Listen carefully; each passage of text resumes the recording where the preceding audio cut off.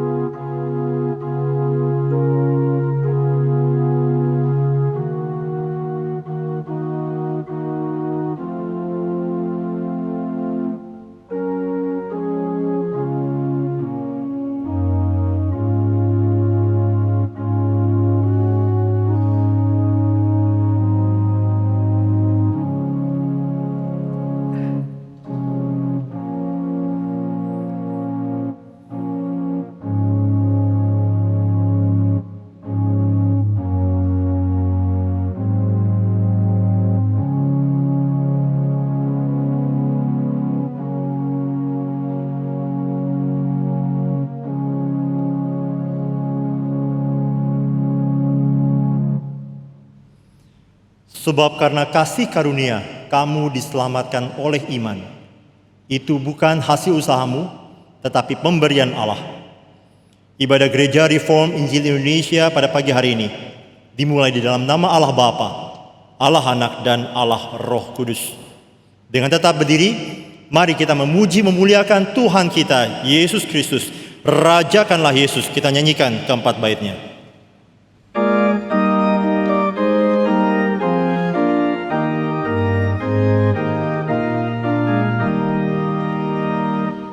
Rajakanlah Yesus, domba di tahtanya. Dengarlah suara pujian, kumandang di surga. Bangunlah jiwaku, bersama pujilah Tuhan yang mati bagiku, pujilah selamanya. Mahkotailah Tuhan, Raja kehidupan. Sorakanlah kemenangan atas keselamatan. Muliakanlah Dia yang mati dan bangkit, serta menganugerahkan kehidupan yang kekal. Tuhan Raja damai, kuasanya besar. Di tengah ancaman perang, doa terus terdengar. Kerajaannya kekal, miliknya selamanya. Darahnya yang telah tercurah berkenan di surga. Mahkotailah Tuhan, Raja Maha Kasih. Ternyatalah kuasanya indah dan mulia. Pujilah penebus yang mati bagiku. Puji dan muliakan Tuhan selama-lamanya. Mari kita bersatu dalam doa. Allah Bapa kami yang kami sembah, Allah Bapa yang kami kenal, di dalam nama anak-Mu yang tunggal, Tuhan kami Yesus Kristus. Sesungguhnya lah Engkau adalah Raja dan Tuhan kami.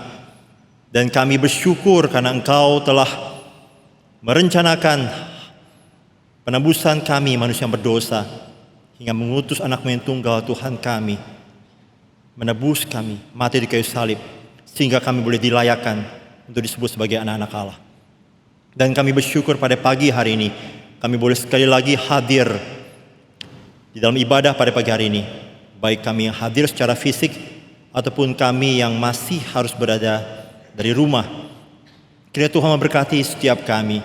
Persiapkanlah hati kami ketika kami mendengarkan firman-Mu, agar kami siap untuk dibentuk, untuk dididik, untuk semakin serupa dengan Tuhan kami.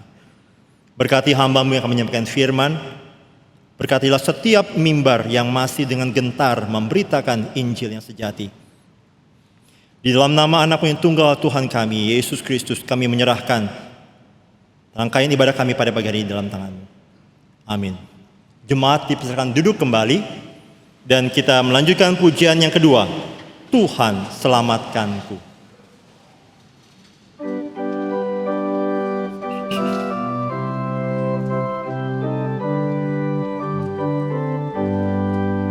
Ya karena kasih yang mesra, Tuhanku datang ke dunia, dan dari dosa yang hina aku diangkatnya.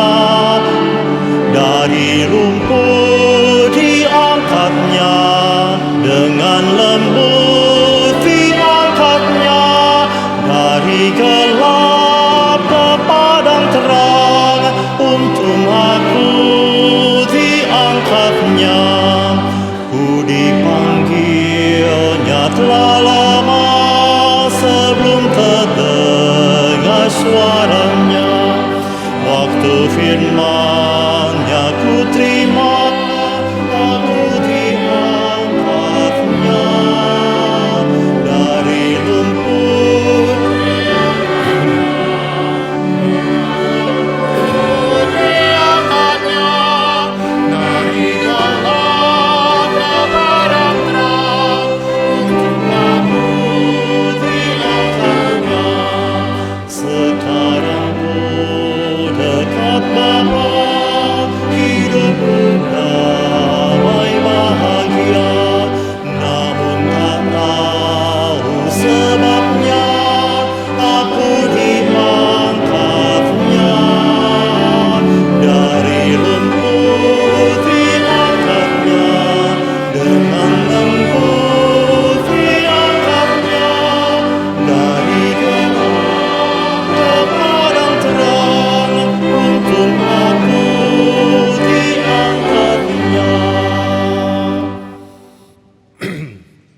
Puji Tuhan, itu Allah yang telah menyatakan kasih-Nya, yang telah menyatakan pengampunan dosa, dan telah menebus dosa kita, sehingga kita boleh diangkat-Nya menjadi bagian dari kerajaan surga.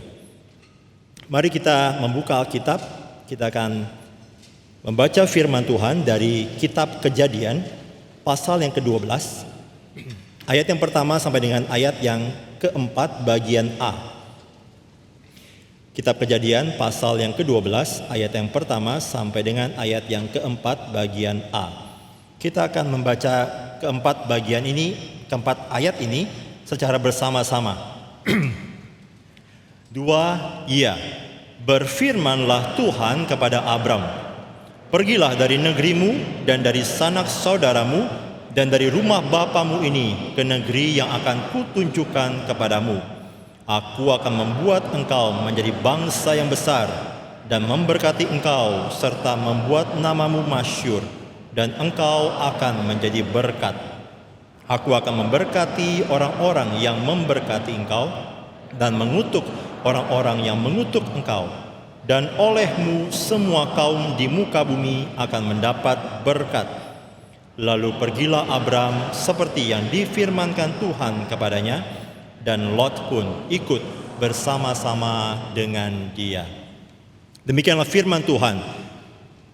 Kita akan melanjutkan pujian yang ketiga, Rohku Tenang.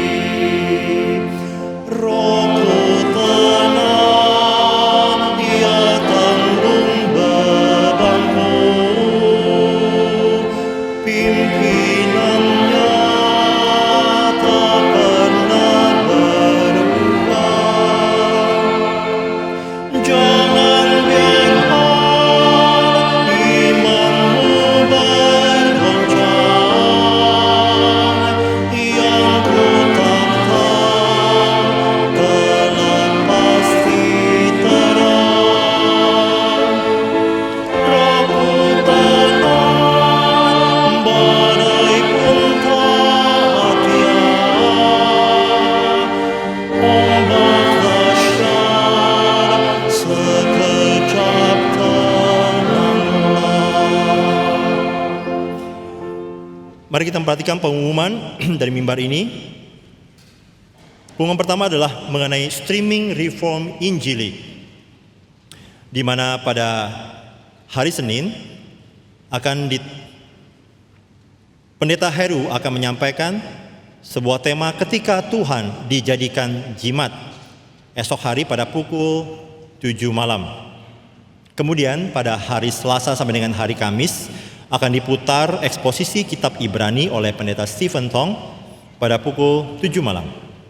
Dan pada hari Jumat, Pendeta Ivan Kristiono akan menyampaikan pendalaman Alkitab dengan tema inflasi dan resesi di Samaria pada pukul 6.30. Kemudian pada hari Sabtu, tanggal 23 Juli, pukul 7 pagi, persekutuan doa Gereja Pusat akan diadakan. Dan sebagai informasi tambahan, mulai bulan Agustus, persekutuan doa hanya akan diadakan secara fisik. Kemudian pada pukul 7 malam di hari tersebut akan diputar Kapin Bandung tahun 2014. Berikutnya adalah informasi mengenai KKR regional, di mana Bapak Ibu yang terbeban dihimbau dan diajak untuk boleh berbagian di dalam pelayanan ini. Pada tanggal 16 sampai dengan 23 Juli, Vikaris Irwan Arifin akan membawa tim yang menuju Sumba Timur. Kemudian pada tanggal 29 Agustus sampai dengan 3 September akan diadakan KKR regional di Kalimantan Barat A, yaitu Kabupaten Landak, di mana akan dipimpin oleh Vikaris Irwan Arifin. Bagi Bapak Ibu yang ingin melayani, boleh menghubungi Bapak Wiyogo ataupun Bapak Antoni. Pengumuman berikutnya, bagi Bapak Ibu yang memiliki anak-anak, putra-putri, diundang untuk boleh berbahagia mendaftarkan anak-anaknya untuk bergabung dengan JOS-CC, di mana pendaftaran sudah dibuka untuk anak-anak umur 6 sampai dengan 14 tahun. Dapat menghubungi Ibu Bella ataupun Ibu Eva Susan. Dan untuk Madat Budaya ada pagelaran musik klasik di hari Kamis pada tanggal 21 Juli pukul 7 malam. adalah Chamber Music Society of Aula Symphony Jakarta yang akan menampilkan dua karya dari Thule dan Pulang. Keduanya adalah komposer Perancis yang akan memainkan karya sextet, yaitu 6 orang, memainkan sebuah karya yang melibatkan piano dan pemain tiup. Akan diadakan di lantai 24 Johann Sebastian Recital Hall pada pukul 7 malam. Berikutnya adalah melangsungkan pemberkatan nikah gerejawi. Ada 2 pasangan, yaitu Stanley Gunawan dan Christel Halim yang akan diadakan pada hari Sabtu pada tanggal 23 Juli. Dan juga pasangan Jeremia Hadi Handoko dan Kristi Vidya Praharto yang akan diadakan pada hari yang sama di aula yang berbeda. Demikianlah pengumuman yang perlu ditekankan melalui mimbar pada pagi hari ini. Kita akan menaikkan beberapa pokok doa syafaat. Saya mengundang Bapak Ibu untuk bangkit berdiri. Kita akan hening sejenak, mempersiapkan hati kita untuk berdoa syafaat.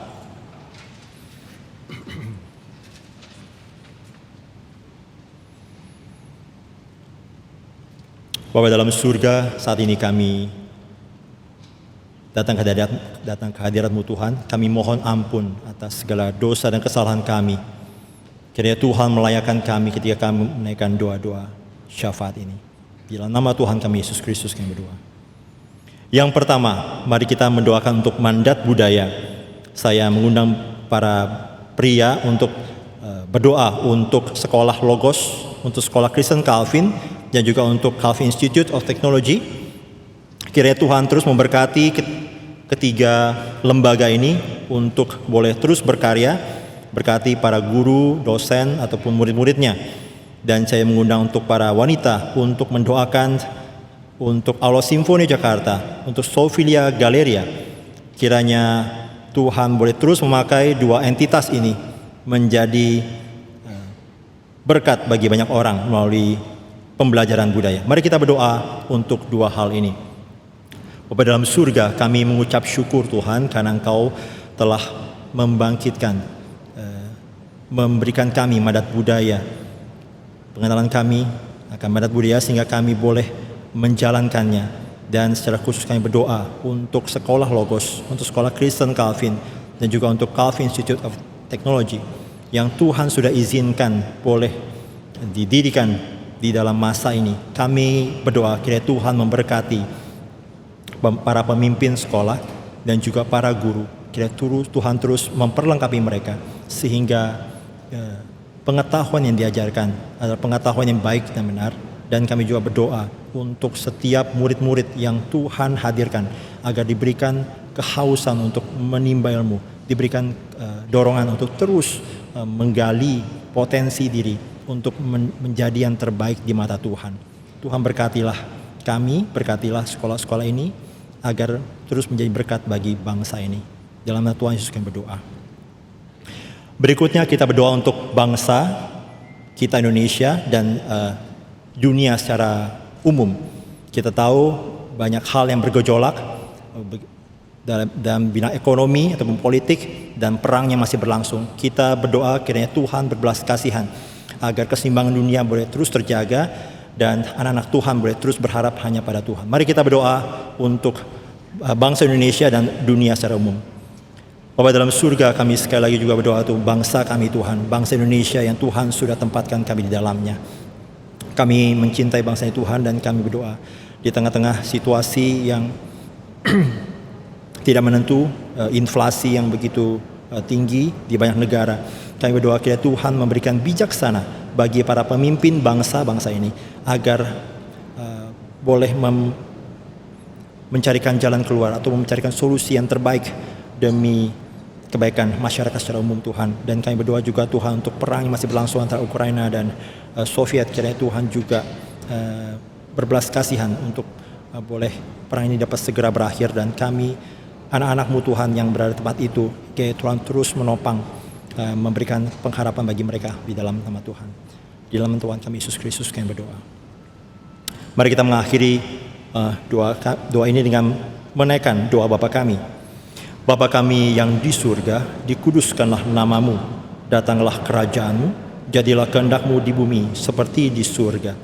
Berikanlah kami pada hari ini makanan kami yang secukupnya, dan ampunilah kami akan kesalahan kami, seperti kami juga mengampuni orang yang bersalah kepada kami.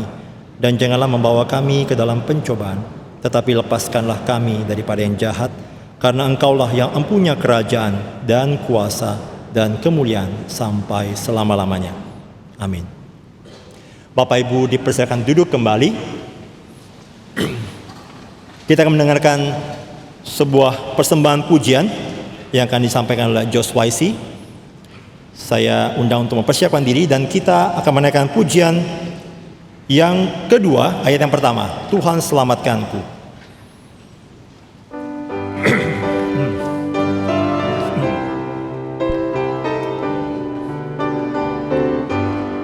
Ya karena kasih yang mesra, Tuhan ku datang ke dunia, dan dari dosa yang hina aku diangkatnya, dari lumpur diangkatnya, dengan lembut diangkatnya, di dalam kebenarannya untuk aku diangkatnya.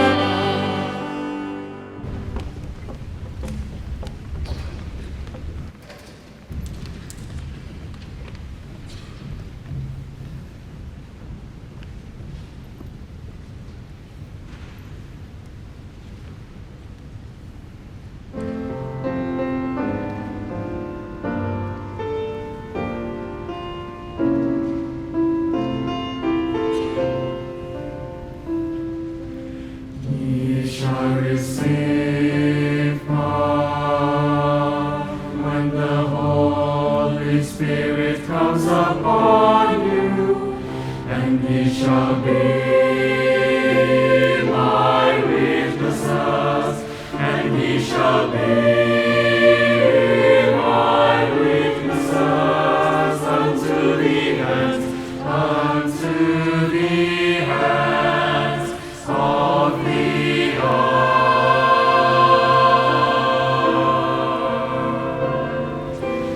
Ye shall receive power and be my witnesses, and be my witnesses. Ye shall be witnesses unto the ends of the earth, the ends of the earth.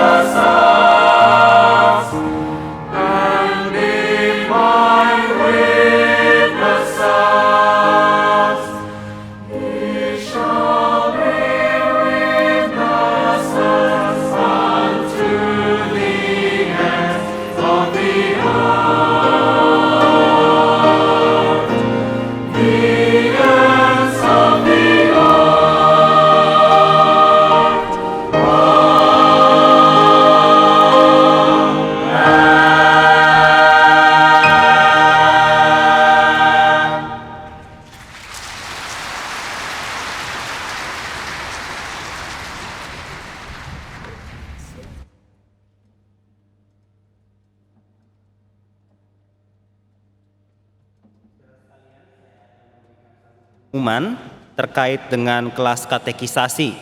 Bapak Ibu sekalian yang sudah bergereja atau beribadah di Gereja Reform Injili Indonesia, khususnya di pusat ini sekitar 6 bulan atau lebih, dan menggumulkan untuk menjadi anggota resmi GRII, maka dibuka kelas katekisasi kembali pada termal ini.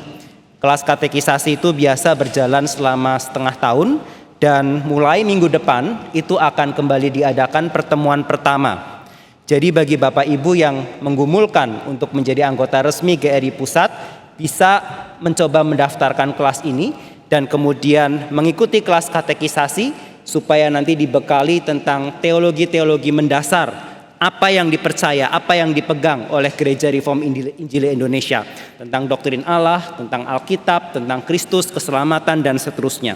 Minggu depan akan dimulai kelas pertama dan akan dibawakan oleh Pendeta Ivan Kristiono. Jadi kesempatan yang sangat baik untuk mendengarkan tentang pendahuluan, tentang GRII, apa itu kelas katekisasi dan apa artinya menjadi anggota gereja. Jadi bagi Bapak Ibu yang berminat bisa mendaftar. Ini kelas yang dibuka hanya secara fisik Bapak Ibu sekalian. Jadi bisa datang, akan diadakan itu sekitar jam 1 siang. Biasanya setelah kebaktian siang ini ada istirahat selama 1 jam, akan disediakan makan siang khusus bagi yang mengikuti kelas, dan sekitar jam 1 akan diadakan kelas tersebut selama kira-kira beberapa bulan mendatang, dan nantinya ada retreat dan juga ada baptisan sidi atestasi. Jadi Bapak Ibu bisa yang rindu untuk lebih mengerti lagi secara sistematis apa yang dipegang oleh gereja ini dapat mengikuti kelas katekisasi ini. Bapak Ibu sekalian, saya mengajak kita kembali menyanyikan lagu dari nomor 2, Tuhan Selamatkanku. Kita nyanyikan lagu ini bersama-sama.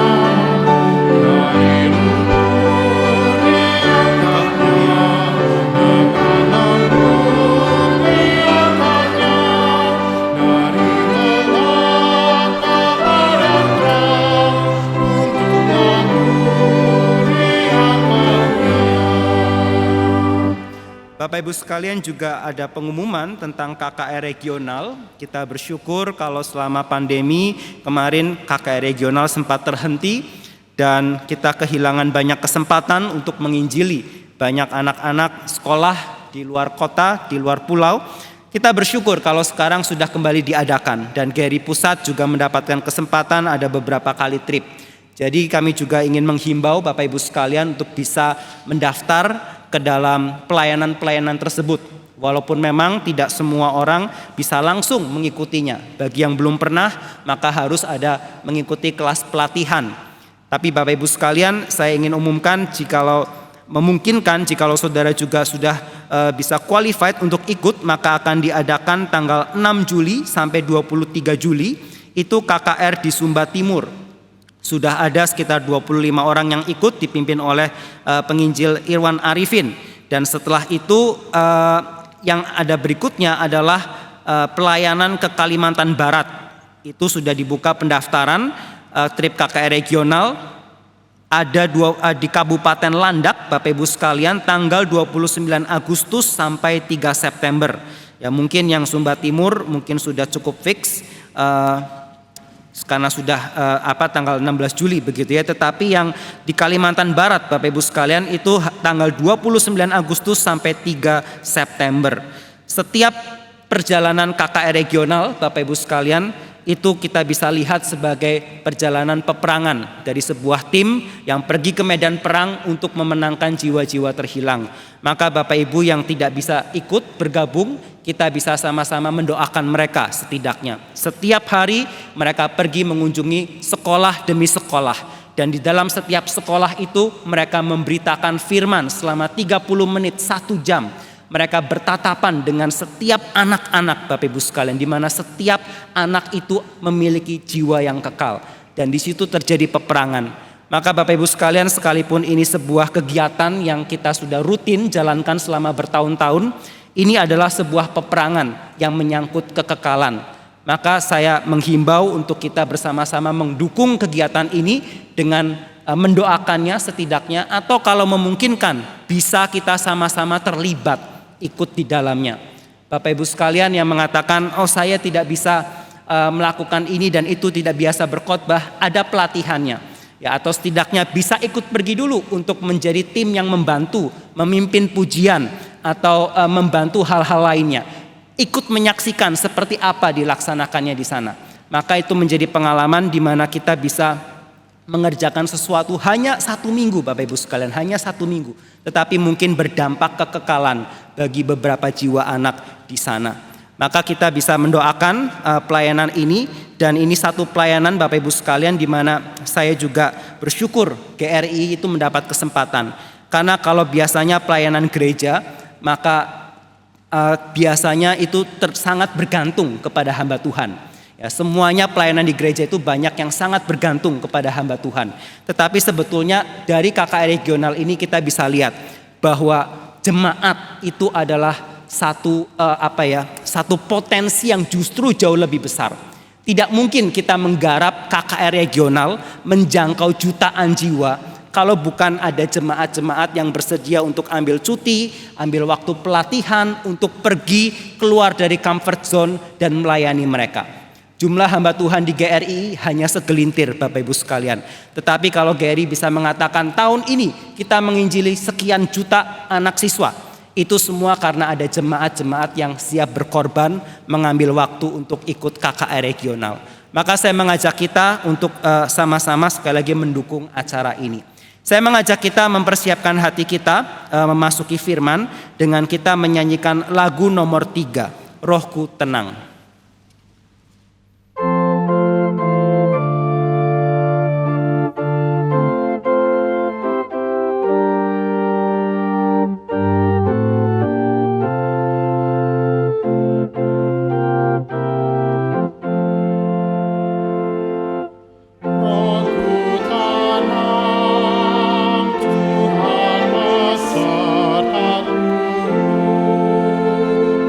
Salib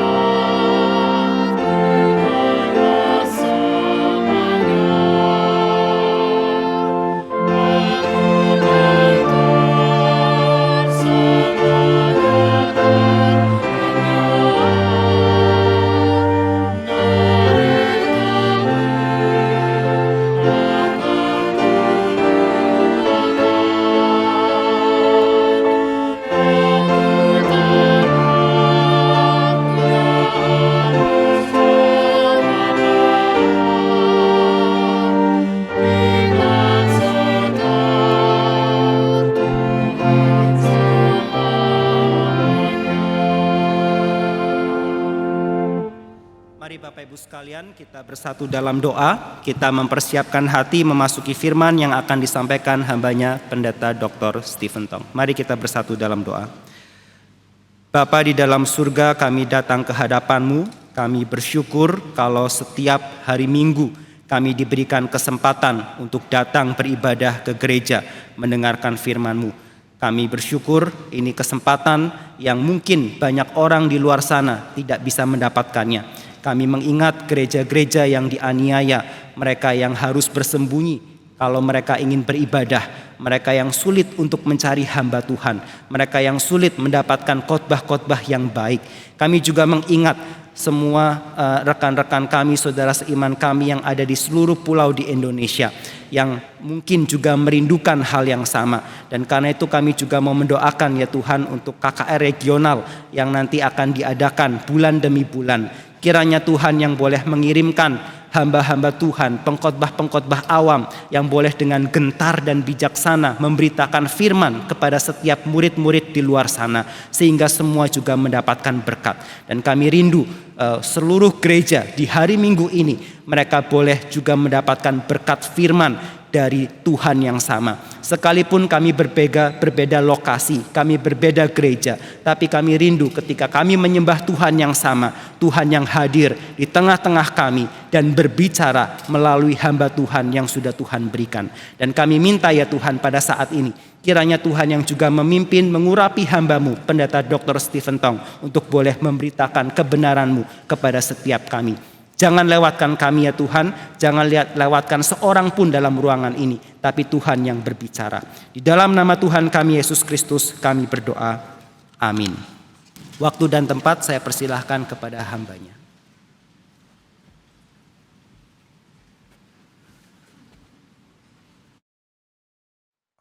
Hari ini sebelum saya menjawab pertanyaan, saya memperkenalkan seorang anak yang bagi saya seumur hidup melihat anak main piano jenius terbesar. Dia orang Xiamen, lahir di Chongguo di kota saya. Dan waktu company mereka investasi di dalam Manokwari untuk nikel, papanya diundang menjadi pengawas keuangan di tambang itu. Dan anak ini dibawa ke Indonesia. Dia umur 5,5 baru mulai belajar piano. Umur 7 pindah ke Indonesia dan mendapatkan guru yang sangat baik. Saya belum ketemu gurunya, saya kaget sekali. Dia punya genius dan berkat Tuhan besarnya melampaui Yahya Ling waktu kecil. Dan ini anak sekarang sudah main Beethoven sonata yang bagi saya kekuatannya, lembutnya, kerasnya, cepatnya, semua melampaui orang biasa. Dia di dalam 3 tahun, umur 7 sampai umur 10,5 ini, dia sudah meraih piano competition di seluruh dunia, 15 hadiah yang nomor 1, yang terbaik di dunia. Baik di Italia, di Prancis, di Inggris, di Amerika. Dan dia tidak pergi, hanya online saja. Semua sudah kagum dan menganggap dia salah satu orang paling top di dunia. Ini anugerah Tuhan. Sekarang saya minta dia main di piano ini. Saya siapkan semua yang terbaik untuk GRI. Dan Tuhan siapkan genius yang terbesar juga untuk melayani. Mengapa dia bisa pindah ke Indonesia? Pimpinan Tuhan. Di dalam 3 bulan saya akan suruh dia belajar Beethoven Piano Concerto number 3 atau number 5. Lalu pentas dengan saya kondak di sini untuk mengkagumkan seluruh Indonesia. Namanya Joshua dan umur 10,5. 你要不要讲几句话？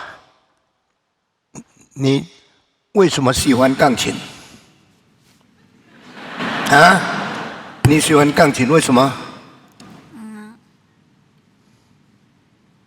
很好听。你一生要做什么？赞美主，啊？赞美主。 Seumur hidup mau apa? Mau puji Tuhan. Papa bilang sama ini anak dari kecil takut sama Tuhan. Tadi setelah dia main piano, saya suruh dia berdoa. Doanya mengereskan hati saya. Saya sangkin sayangnya ini, seperti cucu saya. Sekarang saya minta dia main piano ya. Saya请他弹琴. Mari kita mendengar. Saya ini tan. Goldstein Piano Sonata of Beethoven. Okay? God bless you. Oh, 去，慢一点，在那边弹。这个放在这里。Saudara jangan kaget, tapi bersyukur kepada Tuhan. Kerasnya, lembutnya, cepatnya, pelannya, semua mengikuti apa yang dimau oleh Beethoven 300 tahun yang lalu. Ini ajaib sekali. Oke, mulai.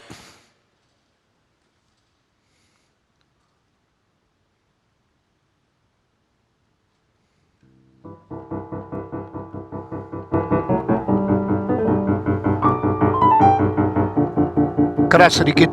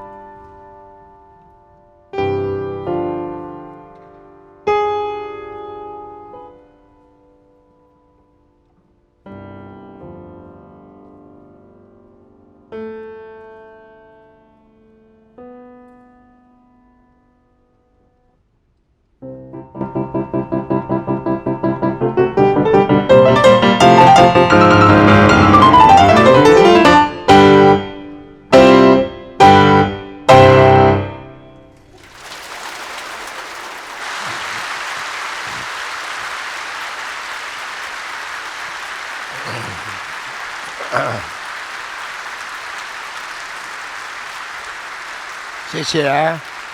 Papanya nggak ngerti musik, mamanya nggak ngerti musik. Ini apa? Ini dilatih oleh manusia. Pasti ada gurunya. Ini diberikan oleh Tuhan. Amin. Kalau engkau lihat dia main, engkau kirim anakmu ke Amerika 10 tahun, tidak lebih baik dari dia. Kalau engkau lihat ada jenius seperti ini, masih belum percaya Tuhan, engkau terlalu bodoh, terlalu lambat, terlalu terbelakang. This is a living witness to testify God's existence. Di dalam musik tidak bisa diiri. Engkau sudah gelar doktor, kalah sama dia. Nah, engkau mau iri dia, tidak bisa rubah nasibmu. Engkau mau bunuh dia, jenius tidak ada lagi. Engkau mau benci dia, dia juga tidak ada salah apa. Cuma bisa terima ini anugerah Tuhan, anugerah Tuhan. 你一生长大要做什么？你说。荣耀主的名。啊？荣耀主的名。 Saya tanya besar mau apa? Jawabnya, saya mau memuliakan nama Tuhan. 怎样荣耀主的名？赞美主。给我拿一下，有一张钱丢了，你下去拿，下面有没有？这个啦，好，怎样荣耀主的名？赞美他。 Bagaimana muliakan nama Tuhan? Memuji Tuhan. Ayo. 怎么样荣耀主的名？好好做人，好好工作，好好弹琴，baik-baik jadi manusia, baik-baik bekerja, baik-baik main piano. 你要不要做大钢琴家？要。你有没有听别人弹钢琴？有。有，你听谁弹？ 你听录音带吗？有没有？没有，你就是看谱弹。以后我要给你很难的音乐，叫你弹，弹完了我要指挥你在我们的音乐厅里面演奏音乐，好不好？好。Saya bilang, you nanti saya kasih note, you belajar, sudah jadi saya conduct, you main di simfoni orkestra kita. Amin. Saudara, paling lambat di dalam 1 tahun, engkau akan lihat anak ini main dan mengkagetkan seluruh dunia di dalam konser hall kita. Saya sudah begitu cinta sama anak ini. Saya harap dia besok besar jadi orang yang dipergunakan oleh Tuhan. Saya bilang sama dia, engkau besar jadi anak yang ganteng, pianonya, tapi saya sudah mati. Saya tidak bisa lihat engkau besar karena saya sudah tua. Tapi engkau ikut Tuhan dengan setia. Kita doakan. Saya minta papa mamanya naik ke atas. 请爸爸妈妈上来，请爸爸妈妈上到上面来。我介绍给你们。Ini papa mamanya yang tidak ngerti musik kaget dapat anak kayak gini. Ya. 你哥哥在哪里？看不到。 他哥哥呢？啊，他的哥哥在哪里？哥哥。哦。Abraham 在哪里？没有看到。好，现在ini saya menghadiahkan 5.000 US dollar untuk dia ganti piano yang bagus， 这个5000块美金，就刚才掉下一张，你慢慢算好了。你拿着，这个是上帝的钱，给你，你就拿。Tuhan berkati ya. Ya, 我们感谢上帝，我们求主兴起人，Tuhan akan membangkitkan orang. Saya hidup bukan main-main. Saya hidup membuat gereja jadi, musik jadi, museum jadi, khotbah jadi, penginjilan jadi. Dan engkau lihat kita bikin gereja begitu besar, lalu Tuhan pelan-pelan isi orang di sini. Kita bikin konser hall, Tuhan bikin orang musik satu-satu datang. Randy, Stephanie, lalu Joshua, Jonathan, satu-satu dibangkitkan oleh Tuhan. Ini bukan kebetulan, ini Tuhan yang hidup yang memimpin anak-anaknya. Amin. Kiranya Tuhan memberkati kita。上帝赐福你，我预备大礼拜堂，上帝把人带来；我预备音乐厅，上帝把人才带来；我预备布道，上帝把布道人带来；我预备神学讲座，上帝把好的传道人带来。你的孩子是上帝预备的一个未来的音乐家，愿上帝赐福给你。感谢主。Puji Tuhan ya. Dia bukan Kristen, tetapi dia ke satu kota kecil di Fujian Utara. Di situ hanya satu orang Kristen.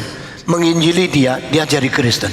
Sudah jadi Tuhan kasih anak seperti ini. Dan dia terus dengar khotbah saya di Fujian melalui online dengar. Begitu sampai di Indonesia dia mau cari pendeta Stephen Tong. Baru kemarin saya ketemu. Saya bilang datang ke tempat saya makan, bawa anakmu. Sudah itu saya bawa dia pergi lihat piano. 6 piano dia tabur satu persatu. Saya tanya, kasih tahu saya ini piano Yamaha C3. Bagus tak? Bagus. Sama kamu punya bagus ini. Ini berapa angkanya? 80. Yang ini 85. Sampai di Steinway dia bilang 95. Sesudah kembali ke Yamaha, ini kurang bagus, KW kurang bagus. Lalu saya bawa dia ke rumah kantor saya main Steinway. Dia bilang ini paling bagus, lebih bagus dari Steinway ada di toko. Tadi pagi main di bawah ini lebih bagus lagi. Dia memberikan penilaian semua tepat. Saya tak tahunya otaknya dibikin dari apa ini. Ya, saya tak tahu ini jiwanya dibikin dari bahan apa oleh Tuhan. Tapi ini anak satu pemberian yang besar dan dia cinta Tuhan. Papa mama dia dari kecil suka doa, suka melayani Tuhan, suka memuliakan Tuhan. Dan dia bahasanya Koi karena dia lahir di Xiamen, di kota saya. Kota saya kota yang terus menghasilkan musikus yang baik. Sekarang saya sebelum mati melihat ada musikus yang besar dibangkitkan Tuhan di kota saya. Saya sendiri tidak pulang karena tidak mungkin. Saya menjadi pendeta di Indonesia dan saya melihat dengan mata saya dari kota kelahiran saya. Tuhan bangkitkan anak yang begitu bermutu, begitu cinta Tuhan dan mengerti musik sedalam seperti ini. Ini semua adalah anugerah Tuhan. Tuhan memberkati. Thank you very much. God bless you. Ya, Tuhan memberkati ya. Ya, Tuhan berkati. 我再亲你一下呀。好，现在你跟你父亲回去，他们tak ngerti bahasa Indonesia, mereka pulang. Sudah tadi ikut kebaktian Mandarin, sudah main di Inggris, maka saya lambat main di sini lagi. Harap dia dikasih itu buku musik yang bagus, bisa terus belajar. Besok kita main di dalam konser hall. 以后在音乐厅好好侍奉主呀。OK， 上帝赐福你，谢谢，再见，再见呀，谢谢，谢谢。你要换什么钢琴？你决定，我帮助一点点就是。谢谢，谢谢。谢谢 ，OK， 再见，再见，拜拜。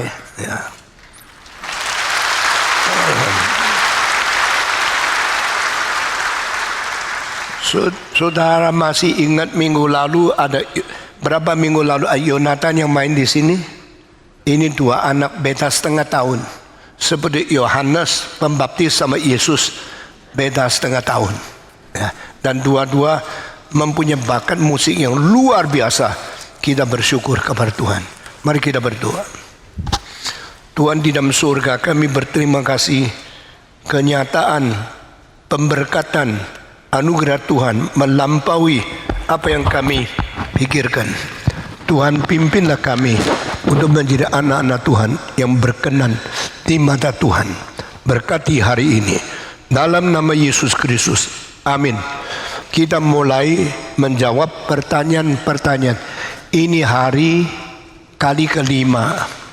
Minggu depan kali ke-6. Lalu kita berhenti tanya jawab untuk sementara, meneruskan penghakiman di dalam Alkitab. Apakah hidup kekal akan membosankan? Kalau membosankan berarti dulu sementara tidak, setelah itu bosan, itu tidak kekal.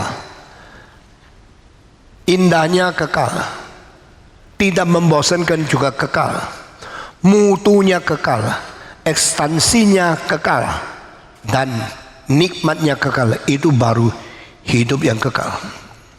Apakah Adam dan Hawa dulu terlihat sedikit seperti kera? Tidak ada hal itu. Saya percaya Adam dan Hawa adalah manusia yang paling ganteng, paling cantik di dalam sejarah. Lalu karena sembarangan nikah, akhirnya ada anak yang kurang bagus. Terus sampai sekarang masih dipelihara. Masih banyak yang ganteng, masih banyak yang sangat cantik. Karena Tuhan memelihara umat manusia. Di dalam fisika manusia dan segala sesuatu makin lama makin kurang, makin kurang. Berarti aslinya pasti lebih sempurna.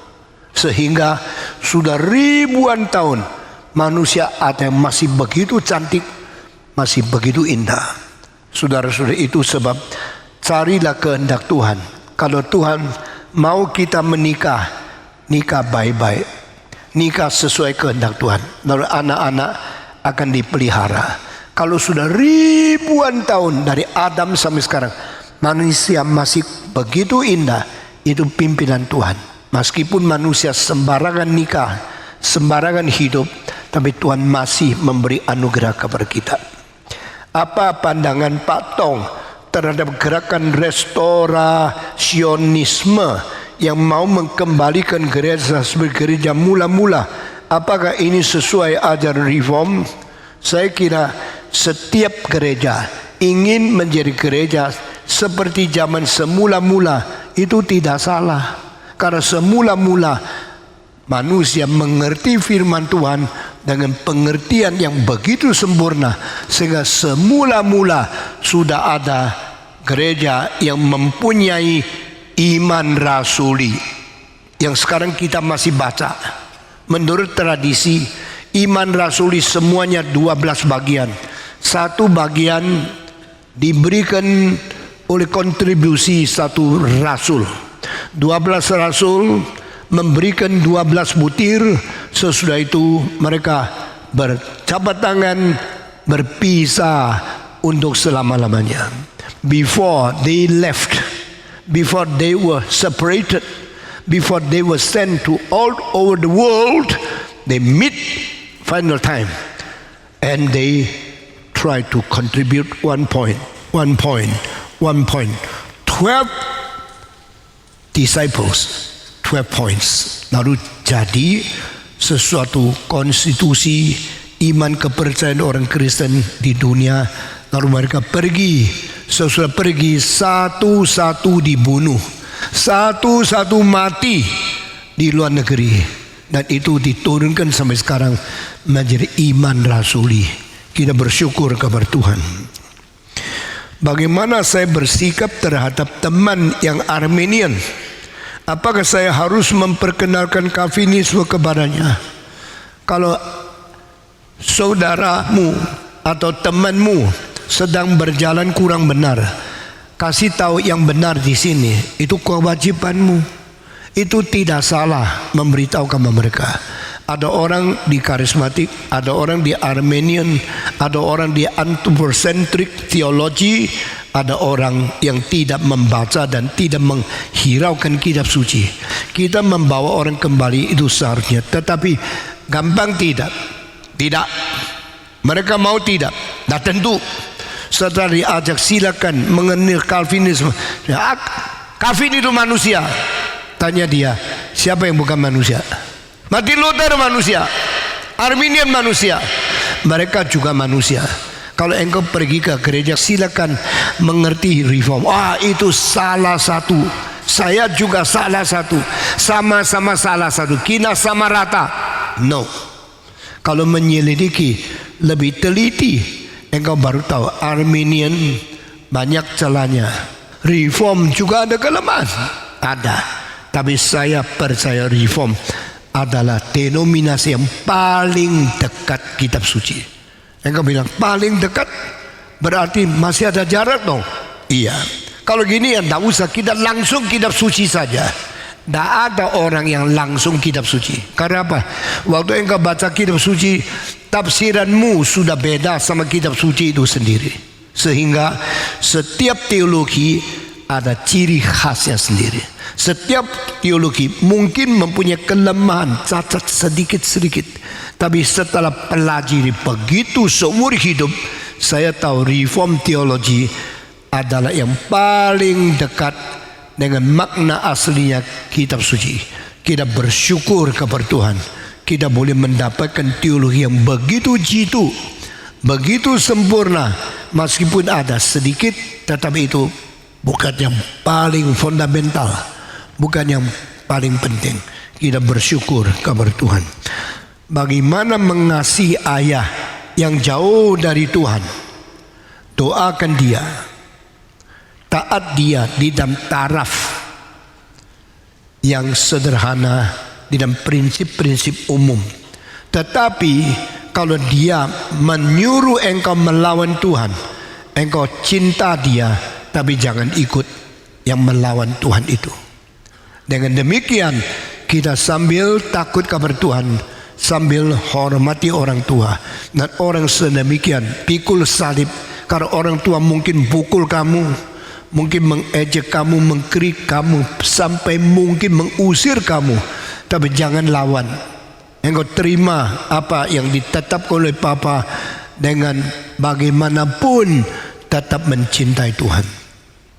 Di Jepang ada seorang muda. Pemuda ini sudah menjadi Kristen, diusir papanya. Keluar! Jangan kembali lagi. Engkau tidak boleh lihat muka saya kecuali saya mati. Dia dengan air mata keluar dari Hokkaido.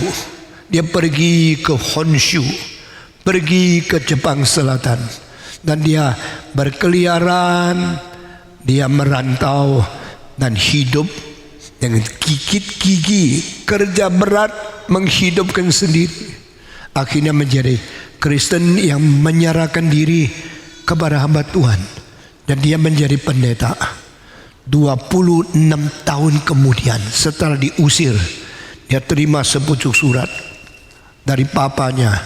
Anakku satu-satunya, aku makin lama makin kangen sama kamu. Sudah 26 tahun tidak lihat kamu. Sekarang saya sudah tua, saya kepingin engkau pulang, kasih saya lihat muka lu bagaimana, engkau masih hidup dengan sehat atau tidak. Karena saya ayahmu terlalu kangen kamu. Dia gemetar melihat surat itu. Saya mesti pulang tidak, saya diusir kok. Dia benci saya, dia usir saya. Tetapi dia ayah. Menurut kitab suci, hormatilah orang tuamu. Dia pulang. Ini cerita yang sungguh-sungguh terjadi. Waktu dia pulang ketuk pintu, ayahnya masih gengsi. Engkau pulang, duduk, cerita sama saya. Engkau sudah Kristen, apa yang kau kerjakan? Hidupmu bagaimana? Ayah, hidupku baik-baik. Saya akhirnya menyerahkan diri menjadi pendeta. Hah? Engkau sekarang pendeta?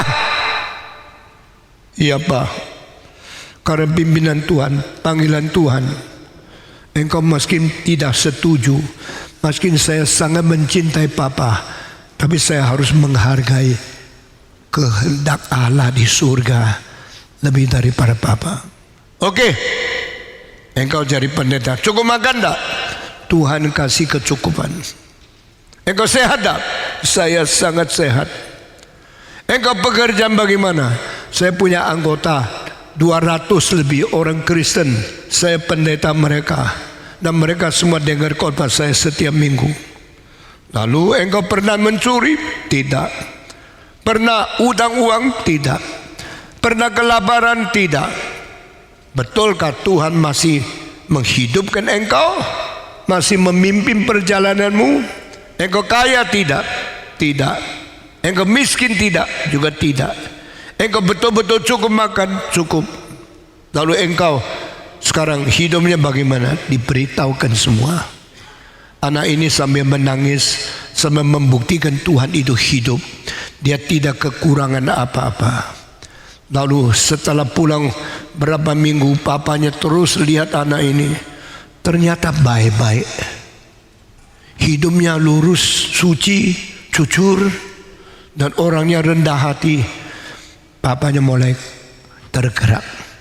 Hatinya mulai berubah. Makin lama, makin mengerti anaknya. Makin sayang anaknya. Dan anak ini pelan-pelan memenangkan jiwa papanya. Satu hari papa bilang, "Anak, sekarang saya mau curhat. Silakan duduk. Mamamu sudah mati. Aku sudah tua. Aku hidup tersendiri. Aku sangat sedih. Dan sebenarnya kangen kamu.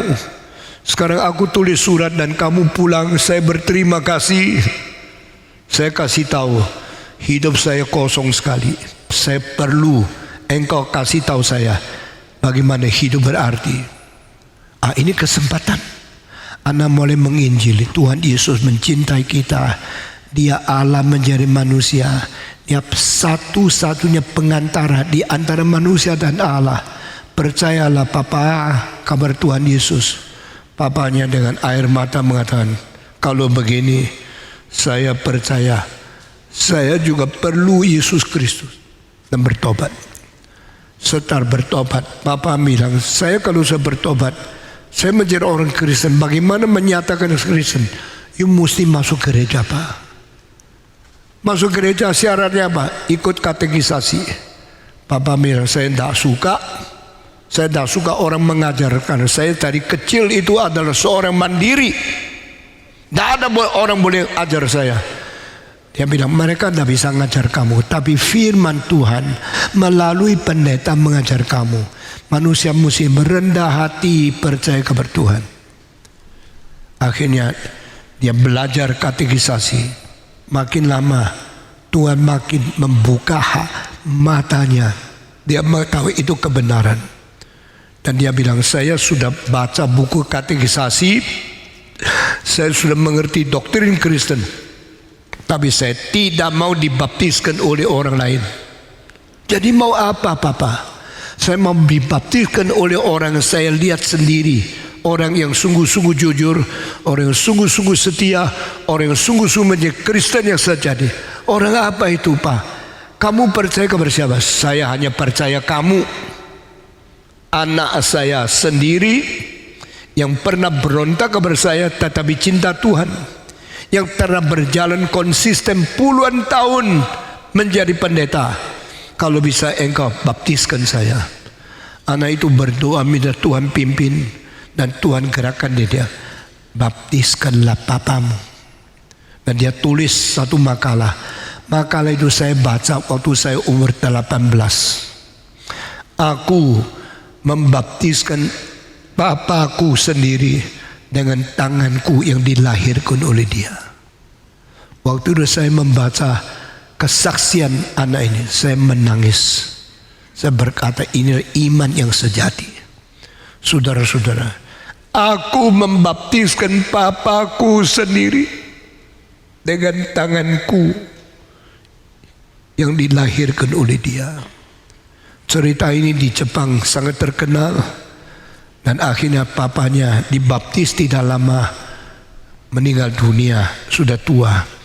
Anak ini bersaksi seumur hidup memuliakan nama Tuhan. Kalau saya lihat anak tadi ini, saya sangat sayang kepada dia. Dia mau memuliakan Tuhan. Dia mau jadi pianis yang terbesar. Dan dia memakai bakat Tuhan untuk bersaksi, untuk melayani dunia ini. Kita lihat cerita seperti ini terus terjadi setiap hari di dunia ini. Saya harap pemuda-pemudi yang ada hati melayani Tuhan sering berdoa dengan jujur, sering mempersiapkan diri. Dan saya harap satu hari engkau semua jadi hamba Tuhan. Ivan Rahajo, sedang dia masih muda saya kenal. Dia sekarang sudah 4 anak, sudah ambil gelar hampir doktor. Dia sudah ambil gelar di Belanda. Saya sangat mengasihi dia. Dan saya melihat yang lain satu persatu dipimpin Tuhan. Dan satu hari engkau jadi, saya sudah tidak ada. Tapi saya akan lihat di surga, gereja reform bertumbuh terus. Anak-anak reform jadi satu persatu dipakai oleh Tuhan. Tuhan memberkati kita. Ayah yang belum kenal Tuhan, jauh dari Tuhan, jangan kecewa, jangan dimarahin, jangan ditegur, tapi dengan sabar dan dengan tekun, dengan konsisten menunggu dia bertobat. Tuhan memberkati engkau. Bagaimana seorang anak mensikapi orang tua yang memasakkan cita-cita anaknya?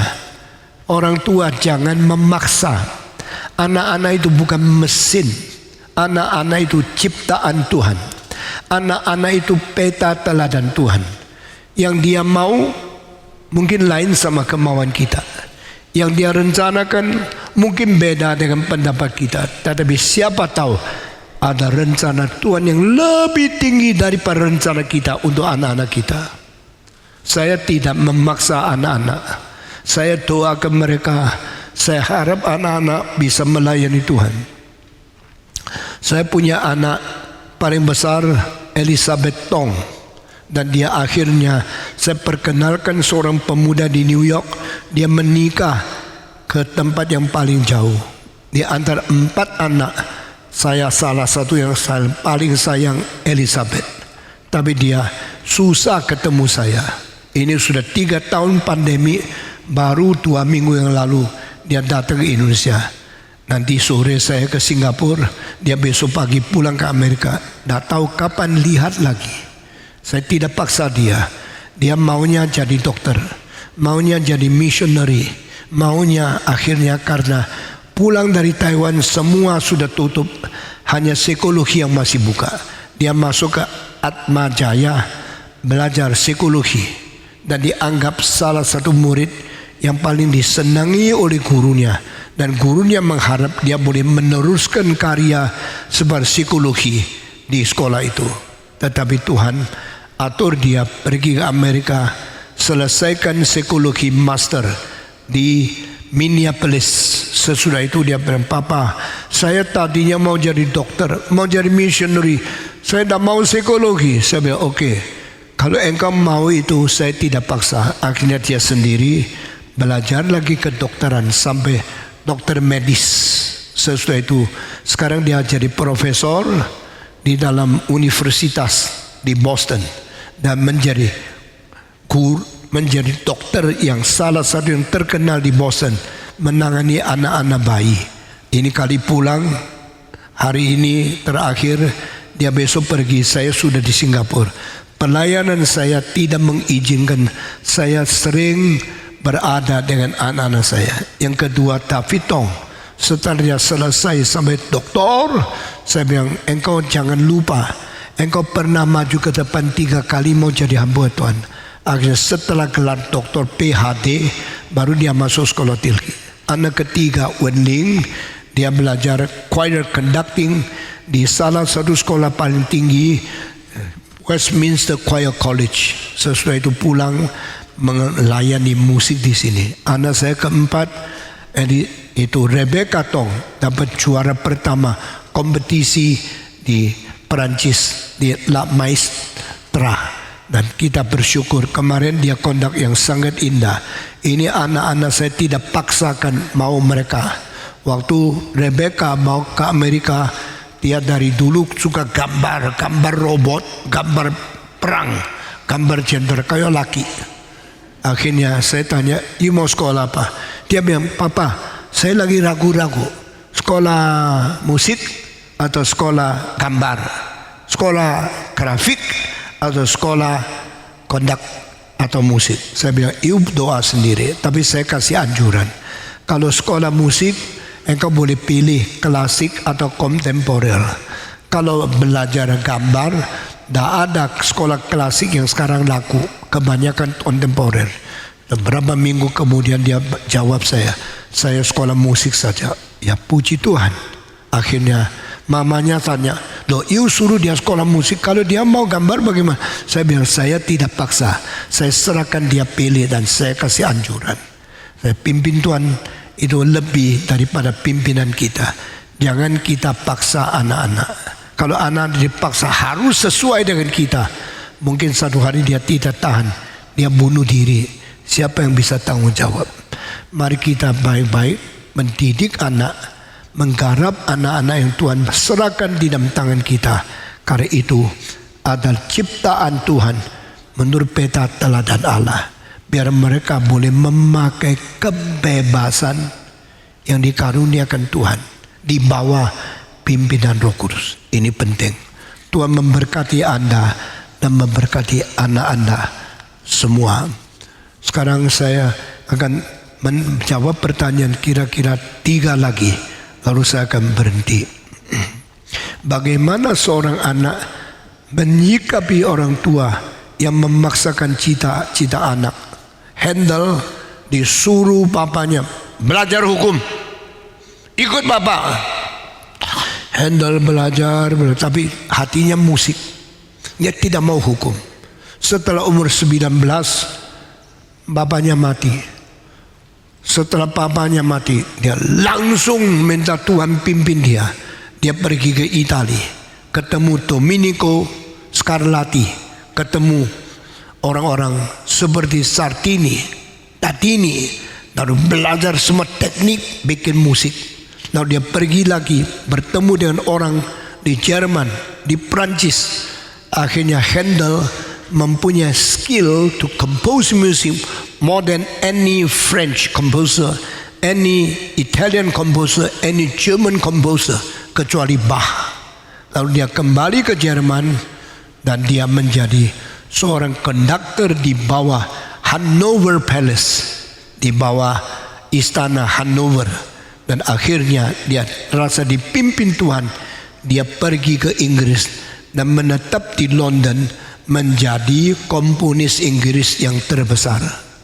Waktu papanya mati, dia baru berubah menjadi musikus. Waktu papanya hidup, dia taat sementara di bawah hukum. Tapi pimpinan Tuhan lebih penting daripada kemauan ayah atau keinginan anak. Pimpinan Tuhan merubah banyak sikap dan banyak bidang hidup seseorang. Tuhan memberkati engkau. Saya tidak banyak campur. Harap Tuhan memimpin. Sekarang, apakah kita boleh memakan buah yang sudah dipakai orang tua untuk sembahyang kepada dewa? Jikalau tidak demikian, orang tua akan merasa kurang hormati. Bagaimana saya baiknya bersikap? Kita setia kepada Tuhan sama hormat kepada orang tua, itu dua selalu konflik. Tetapi jangan kita ekstrim. Saya mengikut Tuhan, saya bantah sama orang tua. Jangan. Ada waktunya, namanya the toleration duration. Harus mempunyai ketaatan sama orang tua di dalam jangka waktu yang tertentu. Pelan-pelan mengharapkan orang tua itu berubah. Dan konsep itu kalau sudah berubah, dia mulai mengizinkan engkau menjalankan kehendak Tuhan. Saudara-saudara, di hal ini Alkitab tulis Naaman. Naaman yang sudah dibersihkan daripada sakit kusta di sungai Yordan, dia kembali ke Elisa. Karena Elisa yang suruh dia pergi mandi 7 kali di sungai Yordan. Dan dia pikir, bukankah di negeri saya mempunyai sungai yang lebih bersih, lebih besar? Kenapa harus saya mandi di tempat yang kecil, sungai Yordan yang begitu sempit? Karena Nabi ngomong saya mesti taat. Tetapi Genasi berkata kepada dia, kalau engkau tidak mau taat Nabi, mau taat siapa? Baik-baik dengar firman Tuhan dari hambanya. Dia pergi 7 kali mandi, kali ke-7 bersih semua, kustanya hilang. Lalu dia kembali berterima kasih kepada Nabi Elisha. Waktu dia ketemu Elisa, dia mengatakan sekali, ampuni saya kalau saya kembali ke negeriku, saya masih masuk kuilnya rajaku. Karena saya di bawah dia, saya sementara belum enak kalau tinggalkan dia menyembah kepada Yehova. Yehova yang sudah sembuhkan saya. Tapi saya sebagai seorang daripada bawahan raja masih ikut pergi ke kuil daripada dewa itu. Elisa tidak melarang. Elisa tidak mengatakan tidak boleh, engkau harus kembali kepada Yehova. Elisa juga memberikan periode durasi toleransi, sehingga pada waktu kita melawan papa kita dengan alasan saya cinta Tuhan, itu kadang-kadang mesti sabar, tunggu sebentar sampai Tuhan buka jalan. Kira Tuhan memberikan bijaksana kepada kita. Dunia penuh kesulitan dan kesusahan, seperti tidak ada harapan. Saya katakan kepada diri saya bahwa ada Tuhan dan semua akan baik-baik saja, maupun masih merasa tidak berpengharapan. Ada teman yang jahat dan perkataannya menyakitkan. Dalam pekerjaan saya bertemu atasan dan rekan kerja yang tidak baik.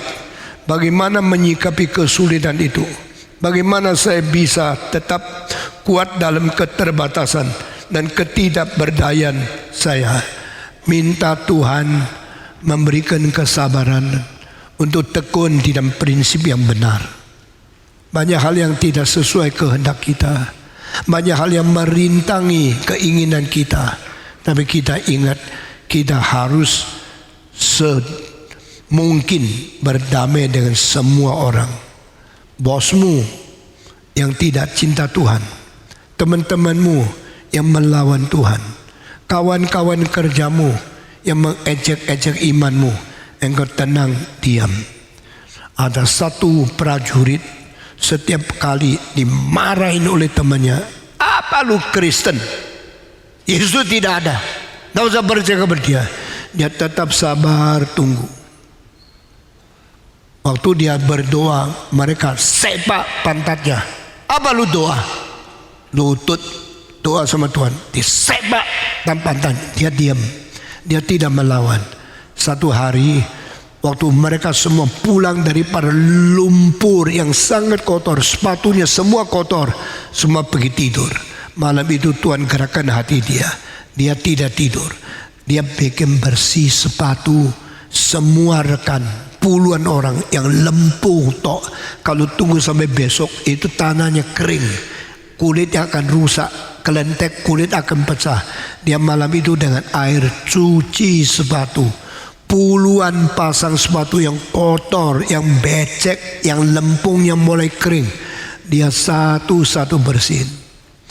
Paginya mereka duduk, sepatu saya kok bersih ya? Lempungnya di mana? Lumpurnya kenapa hilang? Kenapa sepatu saya bersih? Lalu orang cari, menemukan yang bersihkan sepatu mereka adalah orang Kristen yang waktu berdoa pantatnya disepak itu. Mereka sungkan sekali sama dia. Lalu satu persatu datang minta maaf ya, saya dulu terlalu jahat sama kamu. Saya sepak pantatmu waktu engkau berdoa. Dia bilang tidak apa-apa, yang penting engkau bisa menjadi orang Kristen.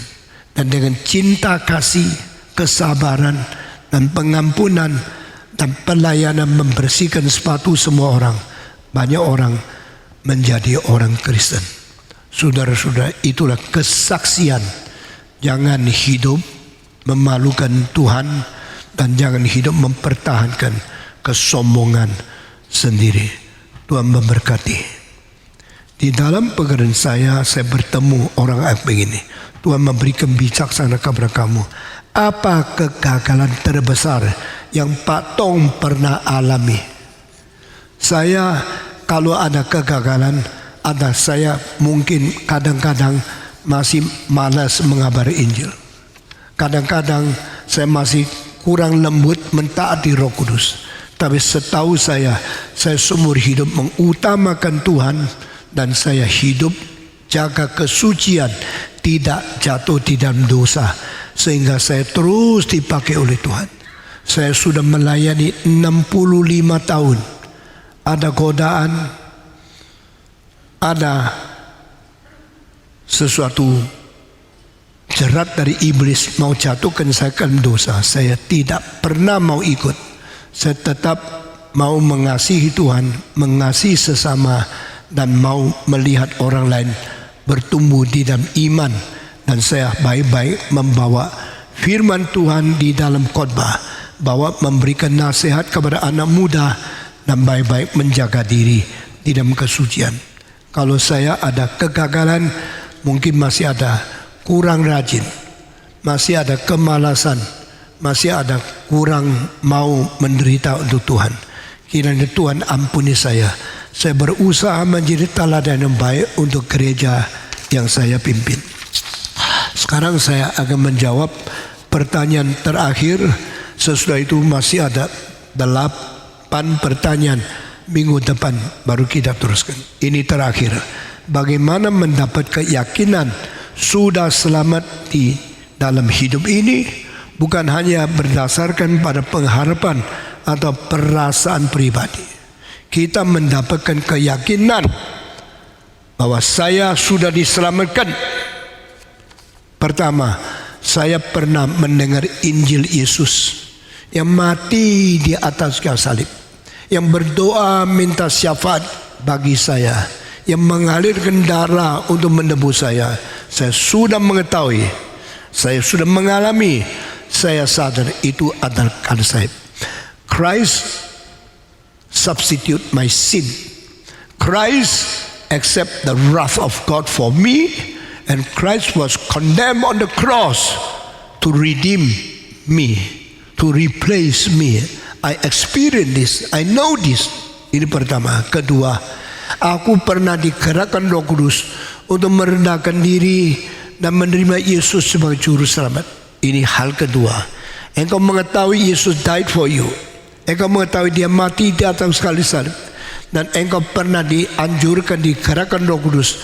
Rendahkanlah hatimu, minta pengampunan Tuhan, akuilah dosamu, dan engkau pernah sedih, menangis, dan minta pengampunan dari Tuhan. Ketiga, engkau pernah ambil keputusan menerima Tuhan Yesus masuk ke dalam hatimu. Engkau minta Tuhan merubah hidupmu, dan engkau ada perubahan hidup. Dulu sombong, sekarang tidak. Dulu malas, sekarang rajin. Dulu egois, sekarang hati besar. Dulu kurang mencintai orang, sekarang tidak lagi membenci tapi mengampuni. Perubahan-perubahan itu. Jadi dengar Injil, menerima panggilan Tuhan, bertobat, lalu berubah di dalam hidup. Ini tanda. Keempat, engkau pernah berjanji untuk hidup bagi Kristus dan hidup memuliakan Tuhan, dan engkau mulai hidup tidak lagi bersandar sendiri sebagai center, tapi sekarang saya memuliakan Tuhan, dijadikan Yesus center hidup, dan mulai mengutarakan cinta kasih kepada orang lain. Engkau mulai hidup suci. Terakhir, engkau mencintai jiwa orang, famili, rekan kerja, saudara, atau musuh. Engkau mulai mendoakan mereka, menginjili mereka, mengharapkan mereka bertobat. Satu persatu mendoakan orang lain yang kau cintai supaya mereka menjadi orang Kristen. Ini 5 hal membuktikan engkau sudah diselamatkan.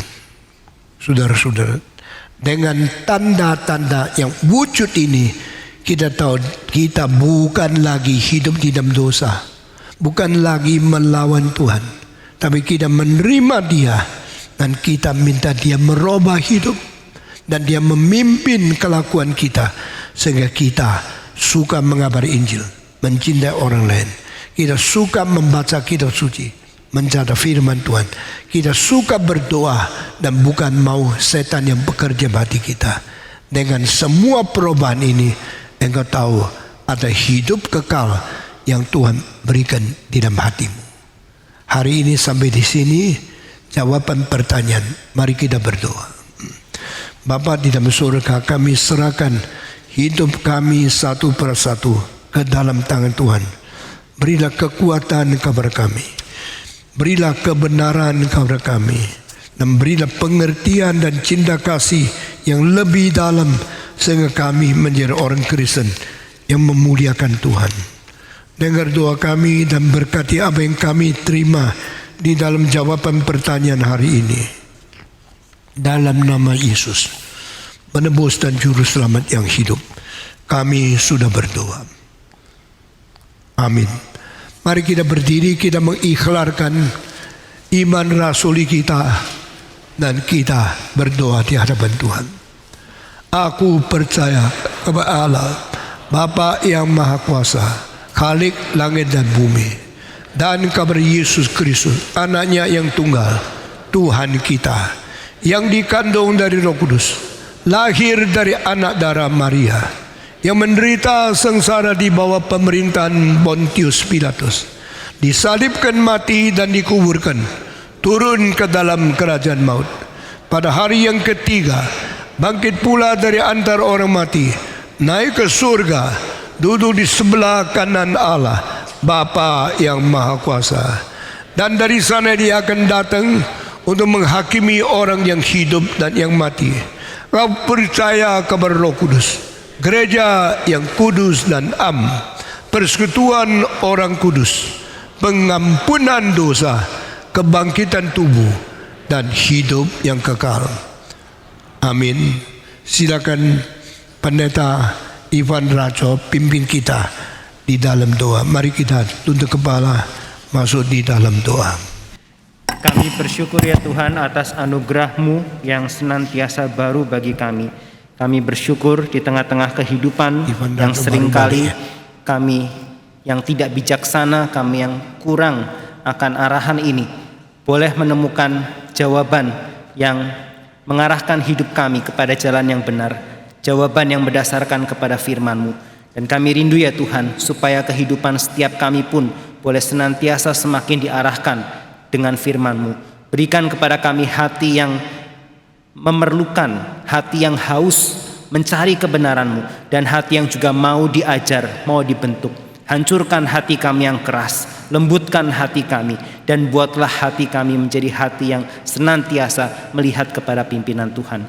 Terima kasih Tuhan untuk firman-Mu hari ini, untuk tanya jawab yang sudah diberikan. Kiranya Tuhan sendiri yang memberkati semuanya ini. Dalam nama Tuhan kami Yesus Kristus kami berdoa. Amin. Silakan duduk saudara sekalian. Ada titipan satu pengumuman lagi dari panitia, yaitu hari Sabtu ini akan seperti biasa setiap 2 minggu sekali ada fellowship online remaja yang akan diadakan setiap hari Sabtu 2 minggu sekali jam 4:30. Bagi rekan-rekan remaja atau orang tua yang memiliki anak remaja boleh mendaftarkan anak-anaknya untuk mengikuti hal ini. Di samping ada PA fisik yang diadakan setiap hari Minggunya. Baik Bapak Ibu sekalian, sekarang kita diberikan kesempatan untuk meresponi firman Tuhan dengan ucapan syukur, dengan menyanyikan lagu nomor 4 sembari kita memberikan persembahan. Kita menyanyikan lagu nomor 4 dan kita juga diberikan kesempatan untuk memberikan persembahan.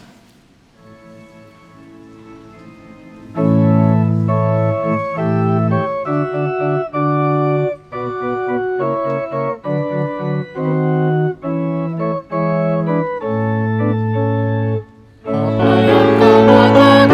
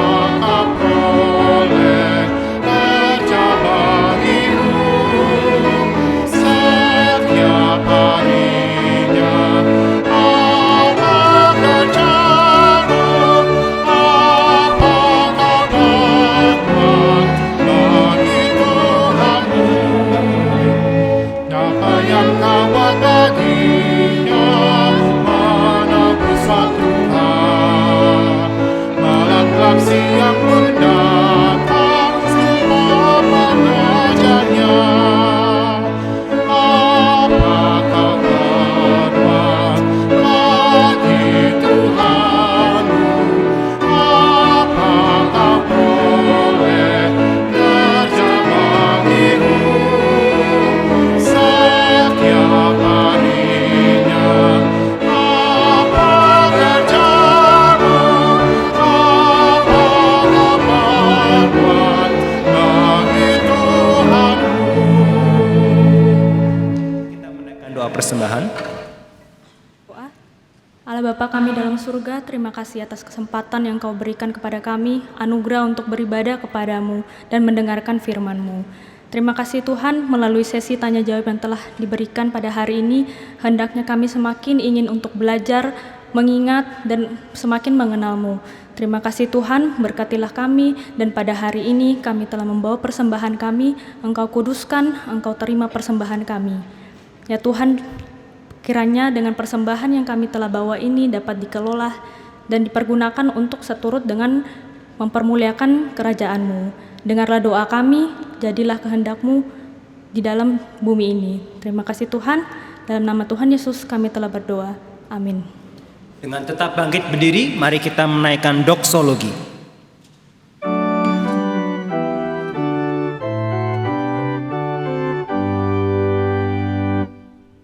Puji Allah Bapa Putra, puji Allah Roh Kudus, ketiganya yang esa. Pohon selamat sumber berkat.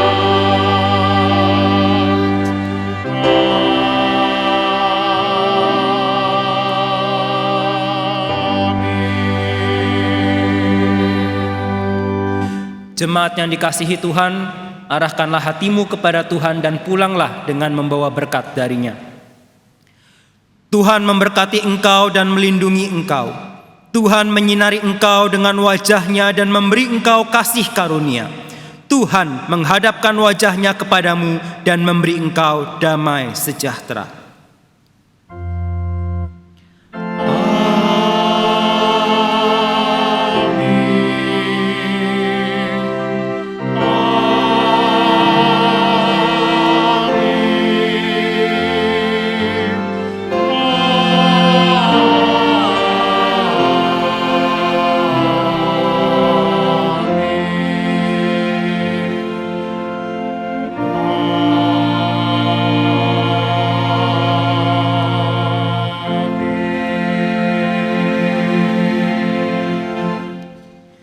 Silakan duduk Bapak Ibu sekalian. Silakan bersatu teduh, kebaktian kita selesai. Selamat hari Minggu dan Tuhan memberkati.